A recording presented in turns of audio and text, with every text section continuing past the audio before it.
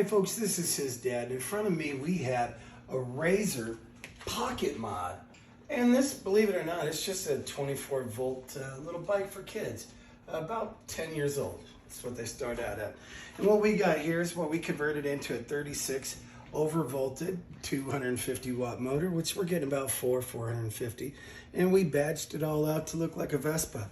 We put a little bit of chrome, painted it out to be about the bistro look. It's pretty nice. Got the seat all painted out. And the best part is we have it functioning. So on the back we got the Vespa, the 125, the LX 125, chromed it all up. Now take a look, folks. Let's turn this thing on. Got some running lights right there. When you hit your brakes, you got your brake lights. Looks pretty good, doesn't it?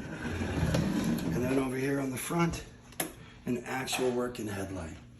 So when you're cruising around town and you feel like, you know, this bike's just a little too big for you, remember, and you're at a yard sale and you see a Pocket Mod, you got a few chops in your pocket, let's build a bike. I'll tell you what. So everything's working on this little thing. Everything, got the little mirror, the key, 36 volt running at 450, and as he gets older, he's just 9 years old, we're gonna bump this thing all the way up to 1,000 watts. So I'll tell you what, it is a cute bike. We built it right here at home. This is his dad saying, build yourself a bike if that's what you want to do and you got something sitting around. No reason to run out there and spend too much money for those kids. And believe it or not, I've built these things out to be going 38 miles an hour. So you can do whatever you want with them. Remember, it's fun.